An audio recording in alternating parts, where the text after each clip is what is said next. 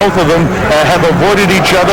There was supposed to be a fight last summer sometime. One of the guys didn't show up for the weigh-in. He was stripped for the title. Then last week, this fight was supposed to happen again. Bobby Lee had to get involved in it. He's the son of Bob Lee, the president of the IBF. And Bob Lee said, look, this fight is going to take place, and it's going to take place next week. Well, next week is tonight. And that's going to be our very first fight on the card, and it's going to be a good one. All right, we're going to take a look at the tail of the tape, and we can tell you a few things about it. First off, Pastrano is 3 inches shorter. That could be a factor. The weight exactly the same at the limit for the junior flyweight division, 108 pounds. The age, as you can see, is a big difference too, but Herrera is in his prime, 24 to 31. Pastrano is a couple of inches shorter, and both of these guys are coming over unusual fights. In January of 97, it was a 12-round split decision over Michael Carvajal, the big upset for Pastrano and for Herrera. As you take a look at the rules, we'll talk about him in a second. Here's the rules of which this fight will be contested. It's the 10-point must scoring system. These are unified rules now. No standing 8 count, no free knockdown rule. A fighter cannot be saved by the bell in any round, and only the referee can stop the fight. Also in August, Herrera is coming off a technical draw against Anis Roga. The fight took place in Indio, California. We're just about set to go. I see our ring announcer, the classy, ever classy, Jimmy Lennon Jr. has moved into the center of the ring. We're ready to get things underway, so let's go to ring announcer Jimmy Lennon Jr. Ladies and gentlemen, a very good evening to you. We welcome you to the Pompano Beach Amphitheater here in beautiful Pompano Beach, Florida, as we have a big night of action coming away, a USSB big event brought to you by Don King Productions and U.S. Satellite Broadcasting.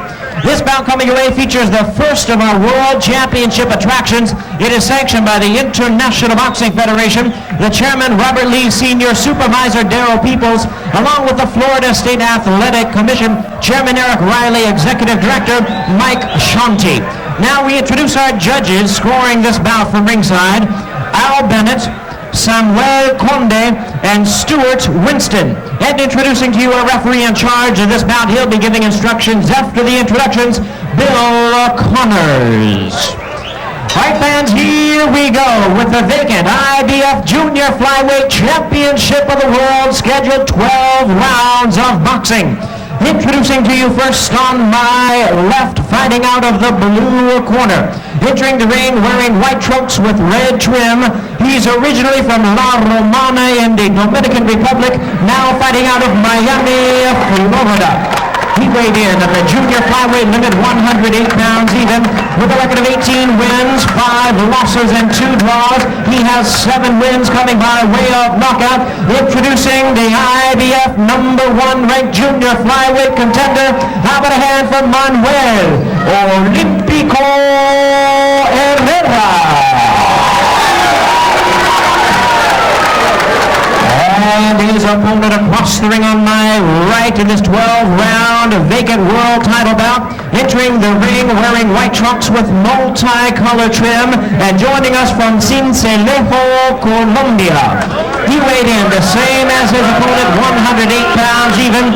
He is undefeated with a record of 16 wins, no losses, 13 wins coming by way of knockout. Ladies and gentlemen, introducing the former IBF Junior Flyweight Champion of the World, the undefeated Mauricio Pastrano.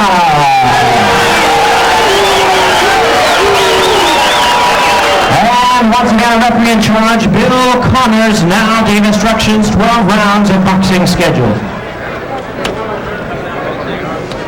Ya recibí sus instrucciones de atrás. Mira, yo quiero esta pelea bastante limpia. ¿Hay preguntas aquí? Escúcheme y bien limpia. Todas las manos, buena suerte.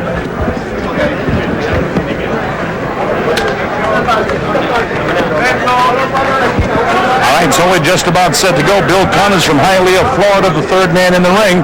We're ready to go in this vacant IBF Junior Flyweight Championship of the World. These are 108-pounders. These fellas don't like each other. All you people down in Sincelejo in Colombia, I know you're looking for your man Mauricio Pastrana in the white trunks to be very formative tonight. He was great against Michael Carvajal. Can he be great against Manuel Herrera? Herrera, all kinds of good moves as a boxer, quick jab. They call him El Olympian in his native area. And I'll tell you, down in the Dominican Republic in La Romana, I know you're proud of your guy too. Let's see how it goes here in round number 1. 10-point must-scoring system.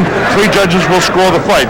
The judges are from Miami, Puerto Rico, and the state of New Jersey in the United States. In the white trunks, you've got Pastrano. In the red trunks, it's Herrera. I'm Bob Sheridan. You're watching the U.S. Satellite Broadcasting System along with King Vision around the world. And we're glad that you can be with us here in Pompano Beach, Florida, for our very first championship fight of the evening.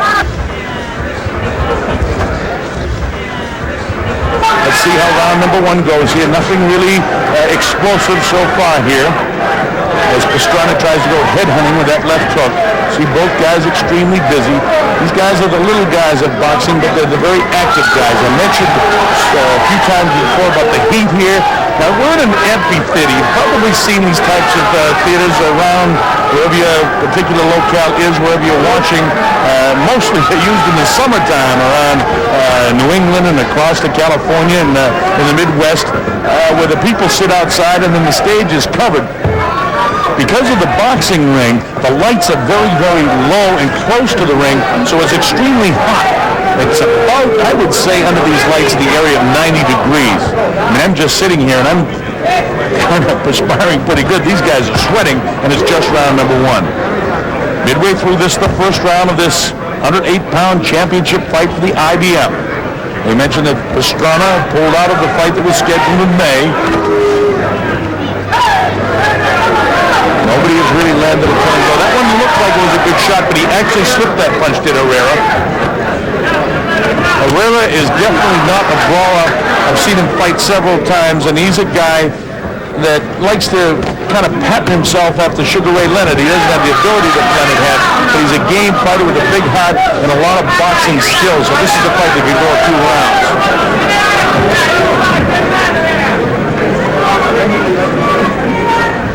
When I take a look at the ring records in terms of KOs, there's 13 KOs on Pastrano's record, but most of them are TKOs, accumulation of punches, and most of his fights have been, with the exception actually of his fight against Michael Carvajal, have all been in Colombia. So I really, to be honest, don't know a lot about the competition that he's been in with, but he's in with a world-class fighter in Manuel Herrera, who comes in with a record of 18-5-2. And a very, very veteran fighter because of his tremendous amateur career of over 300 fights, winning most of them. 83 World Junior Champion under 16, 87 Can-Am Games winner. I'm talking about the guy now in the red trunks. 84 and 88 Olympian from the Dominican Republic, and over 3,000 amateur fights.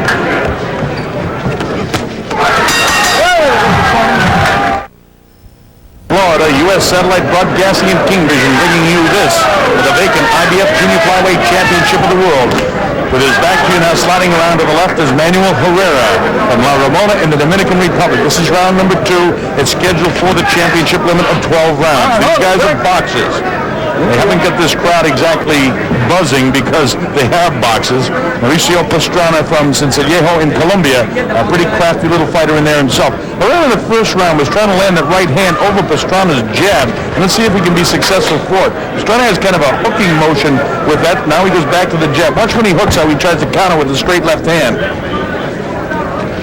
Herrera can do a lot of things. He's handled by Tito Zabala Jr., Robert Quesada, Alex Matos, and he's got Wilfredo Vasquez, the 4-time world champion from Puerto Rico, in his corner.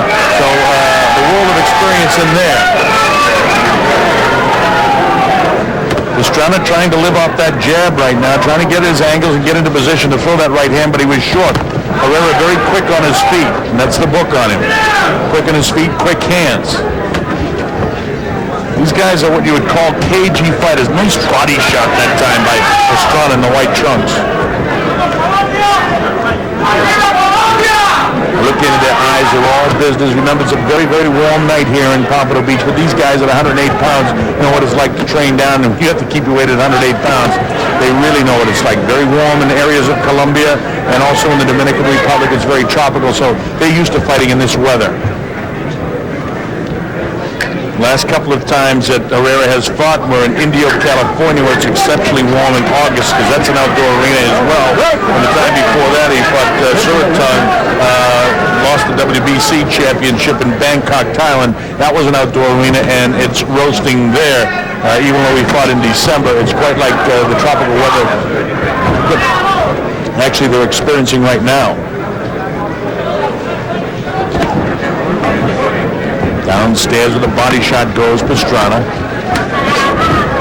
And this is a fight that's difficult for judges to score. I thought that neither guy really took command of the first round and scored it kind of even, and now it's, one guy will do something and land a jab, the other guy will bounce back, he'll throw a punch back. These are difficult rounds to score.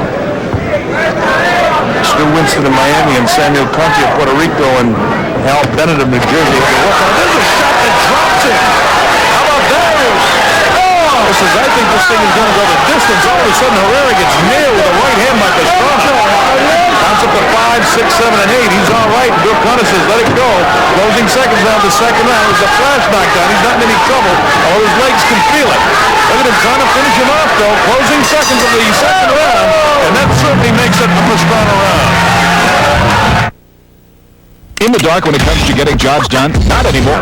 Pretty good knockdown. His legs look a little bit rubbery and a little bit heavy. Oh, nice left hook again. Pastrano's in command right now. His legs are very rubbery. He's ready to go. Not with another left hook. His legs are just rubberized. Right hand nails him. This is going to be the end of it very shortly here unless he can hang on or go down to one knee and take an 8 count to get those legs back. Look at his legs are like they're elastic in his knees. Herrera backing off and he tries to fight. He's game. He's got heart. And you see Pastrano trying to load up body shots. Coming back instead. He catches him with the right hand. He's ready to go again. He can't hang on. Pastrano nails him. And look at the heart of this kid is. Pastrano loads up shots. Oh, he's ready to go. He's down. He'll be able to get up from this. The count's up to 4 and 5 and 6. He's taking a standing 8 count. You see the time remaining. There's no 3 knockdown rule. That's the first knockdown here. He was down in the second round. That's the first one here. There's a lot of time here, as you see. I don't think he can get through this round unless he really hangs on and something dramatic happens. He's game. You see him try to throw the uppercut inside, and he's smart to hang on. Pastrano's got to get patient, get set up, and then throw the right hand again. Comes to the left hook. He's looking to land the big right. He loads it up, and the kid hangs on. Nice job. Nice job here defensively for Herrera. He's got to survive this round. Pastrano trying to do exactly what I said, and let's get back under control. Look at this kid Herrera fight back. When you've had 300 wars as an amateur, you learn something, and he's learned pretty good here. Hello, Pastrano. No! Big right hand catches him on the ear. Look at these shots. He better answer it. Bill will move in. And he's down for the second time this round. Don't know if he can recover from this one. It's up to 4 and 5. He may not be able to make it. 6 and 7 and 8. He's not going to make it. 9 and 10. It's all over. It's a knockout. A third-round knockout for Mauricio Pastrano, who becomes, one more time, the IBF Junior Flyweight Champion of the world. In dramatic fashion, congratulations to Pastrano and everybody in Cincinnati, Colombia. It came about 157 of the third round. Winner by knockout, Mauricio Pastrano, and the new IBF Junior Flyweight Champion of the world.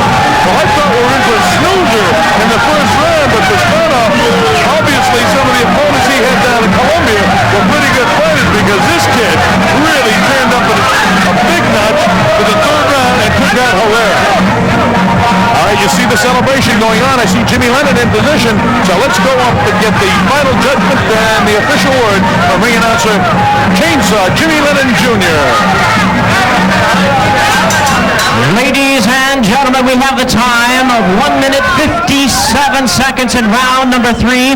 Our referee in charge, Bill Connors, reaches the count of 10. He's the winner by way of knockout. Now the 2-time IBF Junior Flyweight Champion of the world, Mauricio Pastrano.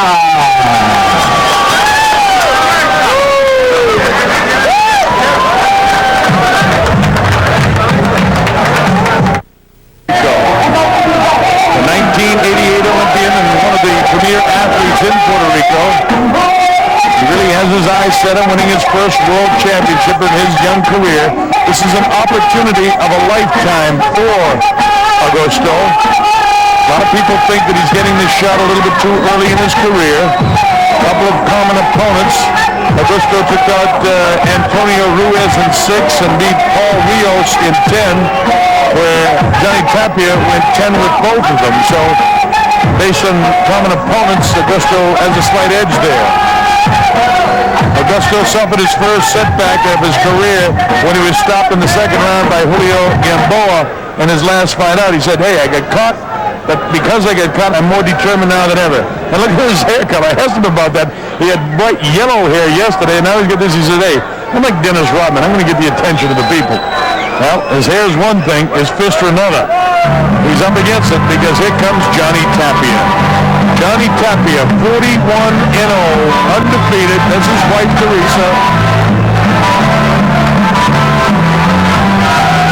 His corner people hail from Albuquerque, New Mexico.